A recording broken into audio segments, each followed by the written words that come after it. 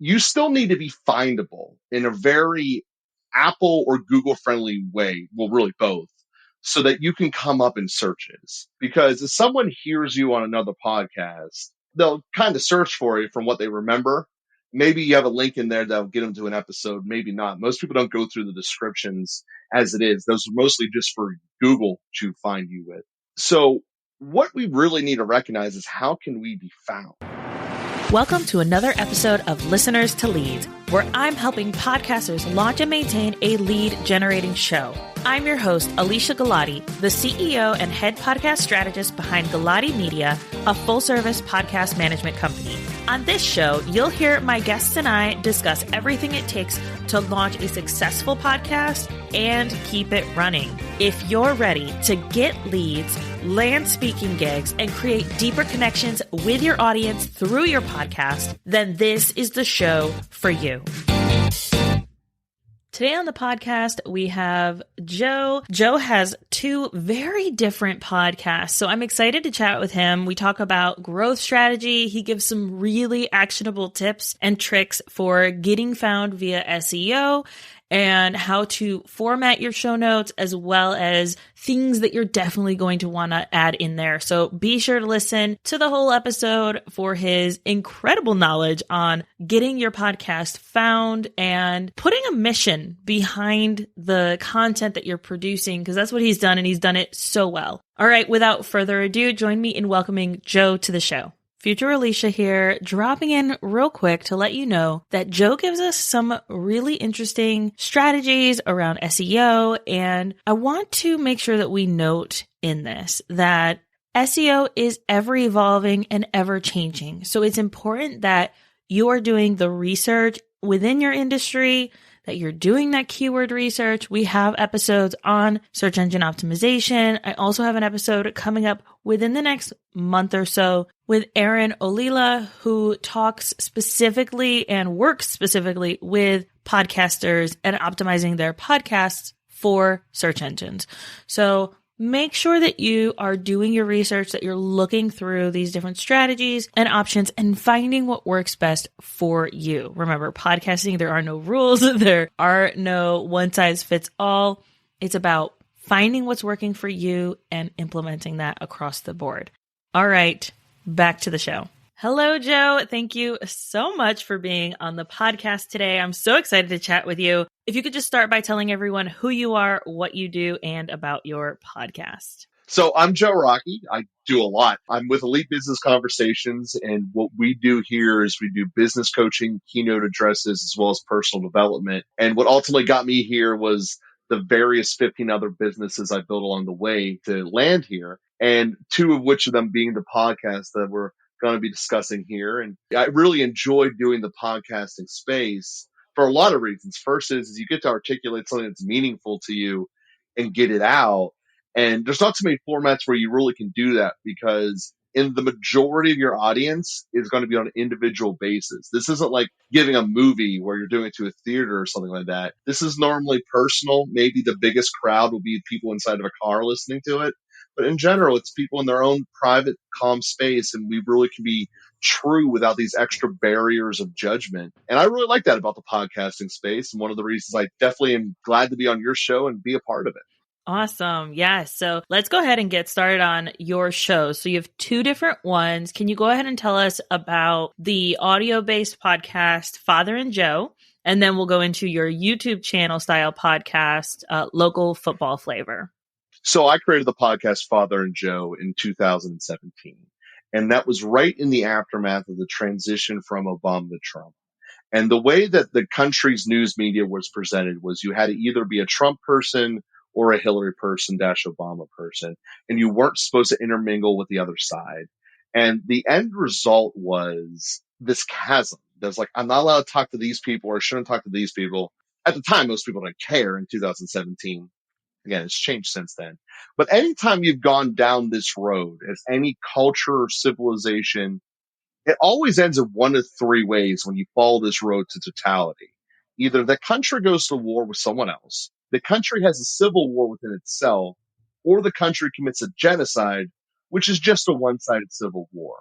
And with none of those options being particularly appealing, What I wanted to do was create a way of service of telling people how we can fix this. Essentially teaching people the individual benefits that they get out of this today, but also with the ramifications of the larger problem of us not wanting to connect with each other going away.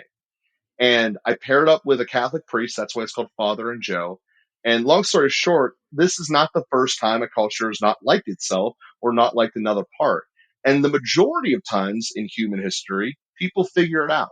And the prism they have figured it out through is essentially having better interconnected relationships. And that's really what Father and Joe is ultimately all about. We look at relationships from three main prisms. The first is the relationship that you have with yourself. The second is the relationship that you have with other people around your circle. And then all of that underneath the umbrella of the relationship that you have with God. And the goal being in every episode of the show by how enhancing these relationships make your life better and how actively going out and participating, having better relationships, making yourself more available, makes yourself better. And we've been doing this for every Tuesday for 5 years now. So there's really not too many examples we haven't covered. And we also try to bring it into big picture things too. Like whenever Russia invaded Ukraine, the thought was this is only happening because Putin's crazy. At the end of the day, if Putin didn't exist, this wouldn't be happening. But on the other hand, it's a religion of life. Like essentially we're rooting for a guy to get assassinated here. How should we deal with that? Because we know it would work. We know the war would end. It wouldn't even started. But on the other hand, you're rooting for murder. So we deal with complex moral questions like that. Again, all of them tying with something positive we can apply to our lives here today to actually get something out of this rather than having it in the metaphysical space that sometimes those conversations end up saying it. That's really fascinating. And I am 100% aligned with like the idea of creating a show where it is about your values and like bringing your values forward and connecting with other people and being able to show up that way. And I love that you have a co-host. What does that kind of dynamic look and feel like? And you've been doing it for 5 years now. There are people who maybe are thinking about starting one with a co-host, or maybe they're struggling with their co-host. What did that relationship look like? Yeah. So, well, both of my shows were co-hosts actually. So being with the co-host space, it makes it easier and harder on the one regards. The fact that sticking with Father and Joe, Father Boniface he's used to giving speeches. I mean, every priest, every mass, they give a 20-minute speech. He's just used to it. So basically we got a format set up pretty good where I tee him up with whatever direction we were talking about for the show and he runs with it for 15, 10 minutes or so. And then I turn it into what he just said to how to make it super actionable. And then we bring home the 20, 25-minute episode. So that's our format because we've been working with each other for 5 years now and kind of playing off of his natural strengths and my ability to just ask him questions to keep things moving. And so that dynamic just kind of organically grew. Before this, we never really had a relationship. This relationship was created for this show. I called him up on a cold call. So that came as a pure working relationship that, really has grown over the last 5 years. Oh, I love that. And what a great way to be brought together is via a podcast, right? That is exciting. Awesome. So let's go ahead and move over to your other one. And I think it's so cool that you have the one that is more value-based, religious-based, impact-based, whereas the other one is more what people might consider hobby, interest kind of based. So this YouTube channel called Local Football Flavor. Tell me about kind of the journey to starting that. So there's some overlap with the two in the sense that with Local Football Flavor, what the goal of it is twofold, really, is to have people connect to other fan bases other than their own. And the reason that's attractive is because every single person who's a fan of a team has heard a national pundit say something about their team that they know is flat out wrong. And the truth is that's happened to every other team in the league. So why don't we start connecting with some other fan bases and find out what's going on? And it makes it a much better experience whenever you know kind of what is their process, what is their thought process going through, what is ours. And it's a way to connect people. It's through football, but it's connecting them. And then the other thing that we do is educating people about football. I have been watching film on the football level. I mean, obviously it depends on what level I was at in my life for 20 years now. So when I watch coaches film, I know what I'm seeing. I know what they're trying to accomplish. I can tell the difference between this was just a bad play design and bad play calls versus an individual making a mistake on the field. And yes, I had the advantage of watching the film after the fact rather than what the broadcasters have in the moment. Maybe they get a TV break. That being said, we're trying to educate people, show them what happened in the game. And then just by knowing the film and the actual tape, you're able to go, when it comes around for drafting my fantasy team, this guy actually knows how to hit a hole correctly. This one's just overrated and gets more chance because he was drafted too high. Eventually, life will find a way and the better player will get the carries. And when you know that, it really helps. And like I said, that's part of what we try to articulate for people. Not to mention the fact that certain coaches will just implode because that's what they do, looking at the Jets in San Diego right now. And it makes life better whenever you're talking about bets. Who's going to just lose a game when they're up by 28 in the playoffs? Like, dude, who does that? I don't know enough about football, though, it's on every Sunday, it's on every Monday, it's on every Thursday. So I find this really interesting. And I do like that you are able to take kind of the mission behind Father and Joe and translate that into a space where you will have a different audience. Now, I'm sure you had to grow them differently. So what did the growth of Father and Joe look like versus the local football flavor? So Father and Joe is almost exclusively word to mouth. I mean, at the end of the day here, it's, following the Apple rules to the extent that I knew them at the time, which since then and now I have learned much more about how Apple actually promotes your shows, or more specifically, how to be found by Apple's algorithm so people can find you. Because unless you're paying Apple, they're actually not going to actively promote you. But with that being said, I didn't really know any of that stuff in the beginning. I had no idea. So it was just, it's asking me to write a description. I have no idea what a good description is. So I just kind of write what I think. I had no idea what keyword optimization is, what search engine optimization is. In all of my businesses, I outsource that stuff.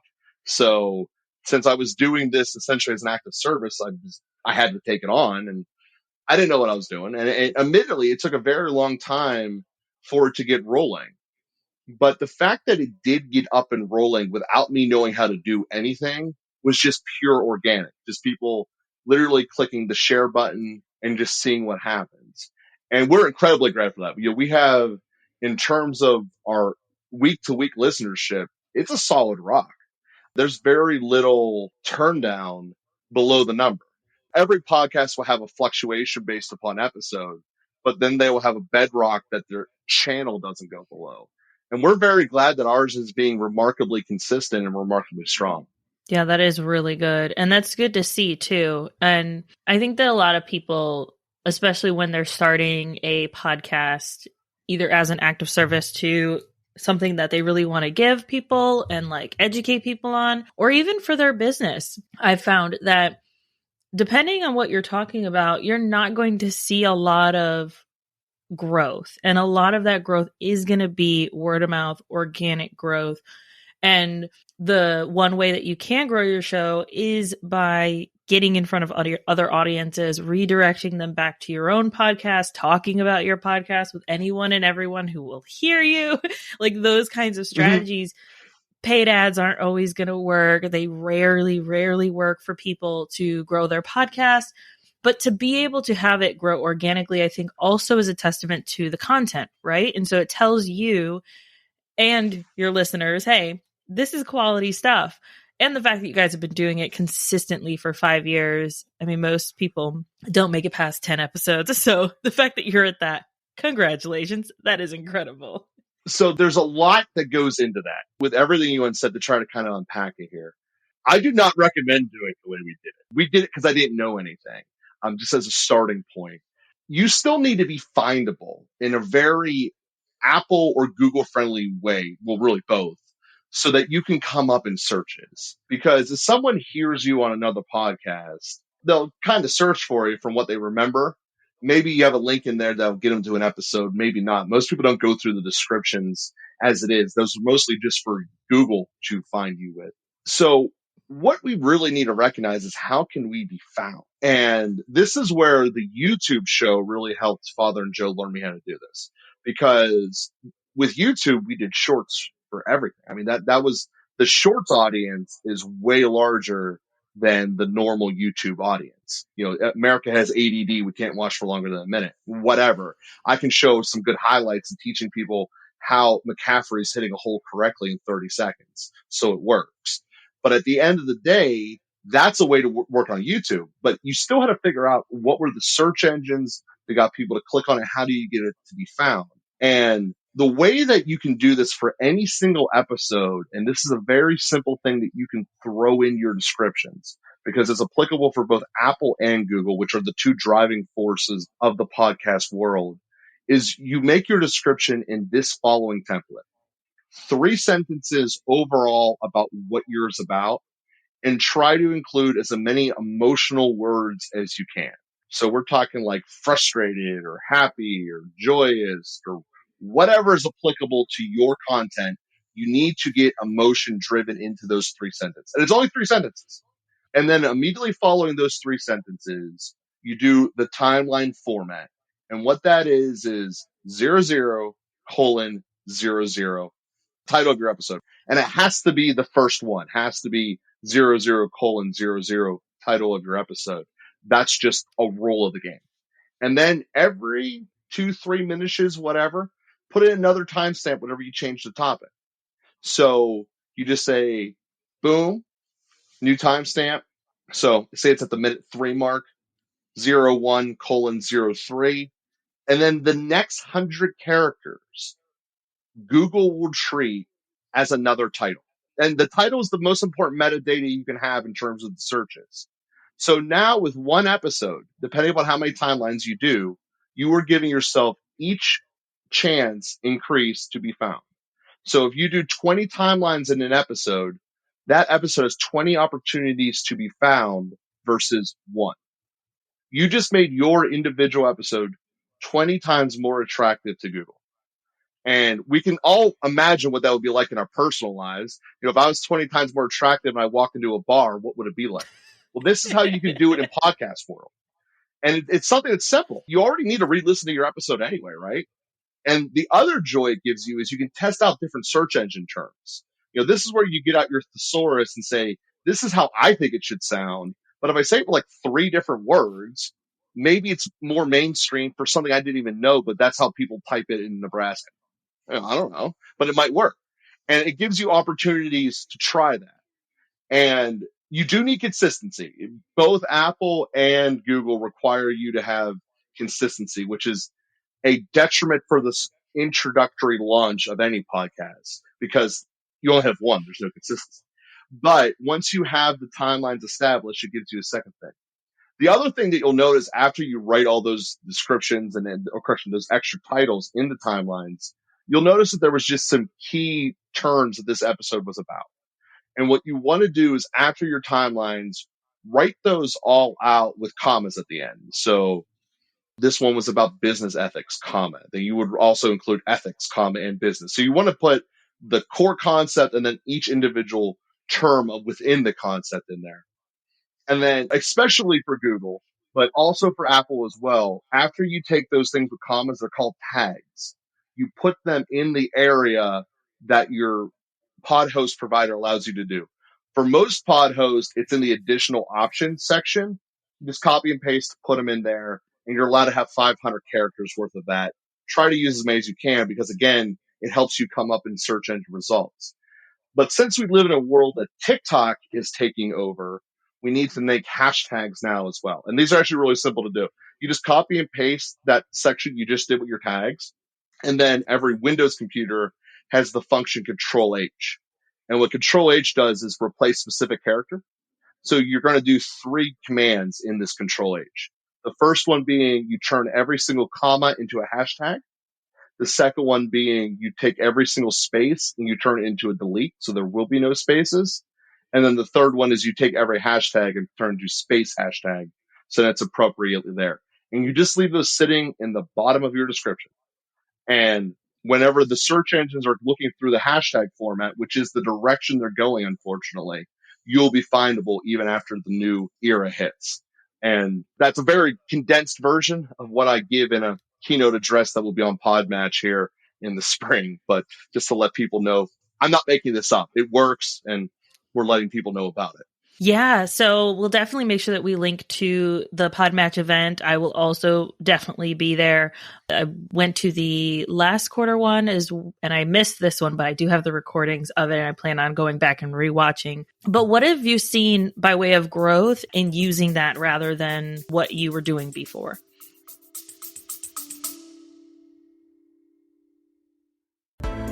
You put your heart and your soul into your show. And I want to help you reach all of those potential listeners out there. That's why I'm excited to announce my upcoming podcast marketing workshop. It's about giving you practical tools to grow your audience. You'll learn the secrets to getting your podcast discovered, attracting your dream listeners, and boosting those download numbers. This workshop will be hosted live with a replay available on April 30th. You can sign up by going to galatimedia.com/workshop. Let's grow our podcasts together. Just kind of hoping this was right. For Father and Joe, after a month of doing just 4 episodes that way, the channel itself is now having the greatest month it's ever had. And on average, each episode is 4x. Wow. That is incredible. Those It are some works. great results. Yeah. No, that's awesome. Would you recommend, and you could, maybe you know, maybe you don't, if people go back and maybe they hire a virtual assistant to go back and redo their past show notes, or do you think just starting from today works? It absolutely will work because each search that someone does doesn't care about what it was originally. They care what it is now. So we'll go back and work. On the VA front, I just want to caution this. There are cultural divides between America and where your VA is at. Unless your VA is somewhere in the States, which most of them are not, there's going to be cultural divides. So whenever you're writing specifically your adjectives about emotion, it can a lot can get lost in translation, which can actually be kind of counterproductive. So I just want to caution that about outsourcing your description. You know, especially if you're already editing your episodes anyway, you're rewatching them. It's not really that difficult. Just ballpark when the timestamp, and no one's gonna be upset if you're off by 30 seconds. It just tells you where we're at that we're talking about this.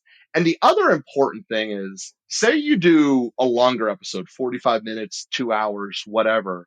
It's hard to convey exactly when did you talk about this if the audience wants to hear one specific thing. So if you're like a chemistry podcast and you're breaking down all kinds of this great element of copper, but during one portion of it, you talk about what happens when copper gets lit on fire. Well, that might be the only part that your audience wants to see. But if they see that that happens at 33 minutes and 12 seconds, they'll be able to go right to it. But if that was the only part they wanted to see, the likelihood of them waiting 30 minutes for your episode to get there is very unlikely. They're probably out 38 seconds into it when it hasn't come up yet. But if you can say this is exactly where it is, we'll find it. And this is also how those chapters work in the bottom of your YouTube videos of this is the spot where I want to see and go right there. It's incredibly beneficial, and it really helps give you data about what people are looking for and how to find you. Yeah. As you were talking through the using those long tail keywords, you're talking search engine optimization. There's a resource that I want to make sure that we know. We'll make sure we have it linked in the show notes. Maybe you know about it, maybe you don't. If you go to isitwp.com/headliner-analyzer, you can find the SEO score for a headline. So and we use this for our clients to ensure that the headlines and titles for their podcast episodes are good for search engines, that it's not like that time I went hiking in the mountains, like nobody cares. What did you learn? Like, what is something that someone is going to search for that is actually going to get you a result? And a lot of that is, like you said, those emotional words, using words like how to, 5 ways to, those are going to get you better results with Google specifically on that.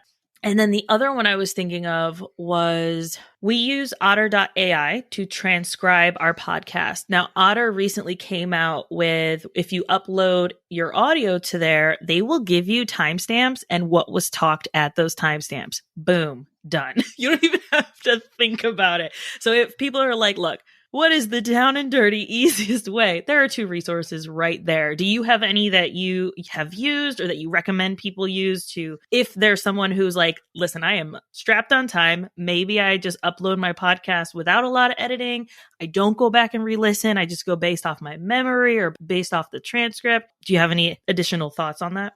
So what I use for my YouTube show is a company called Tubix, and they are either in Germany or Sweden. I forget which one. The bottom line is they do essentially a scorecard for every single episode I put out, including my shorts.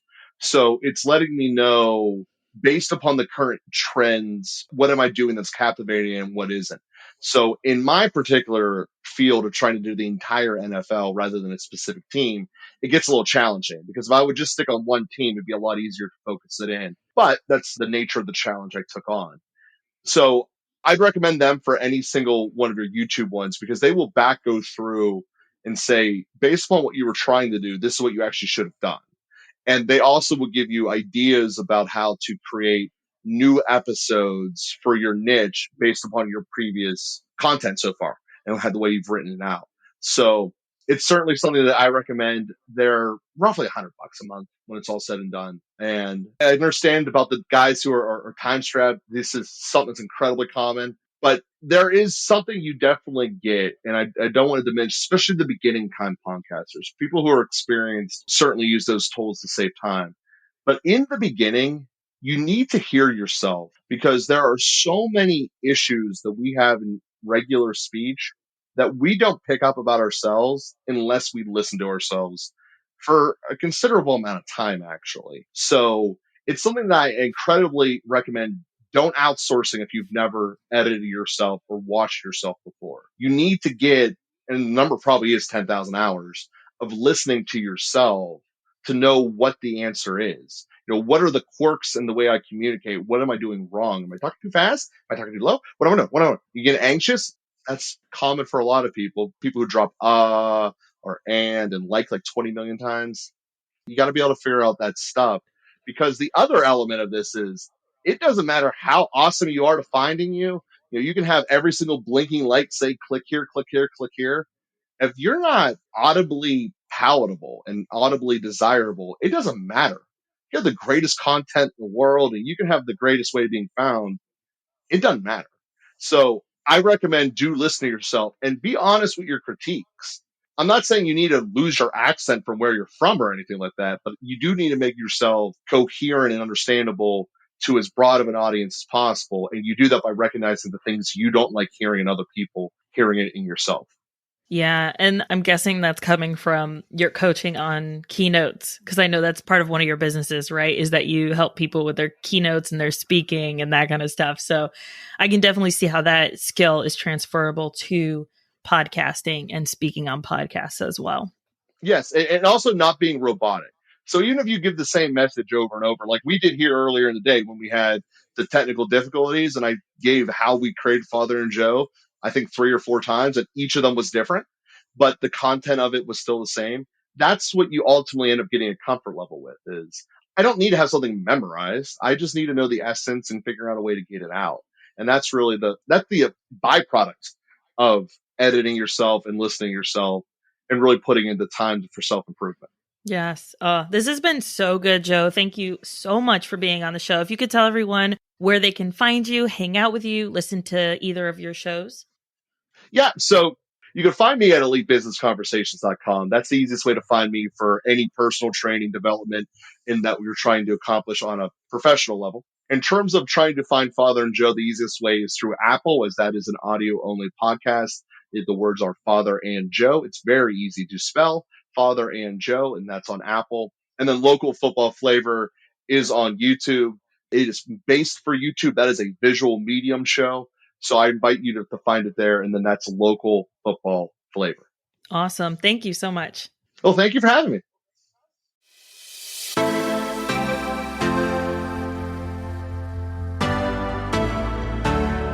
Thank you so much for listening to this episode of Listeners to Leads. If you found something in this episode valuable, I would really appreciate it if you shared it with a friend who you know would also get value from it. Want to send me a message? My favorite place to hang out is Instagram. You can find me at alicia.galati. Let me know what your favorite takeaway was from the episode. And don't forget, turning those listeners into leads is actually easy.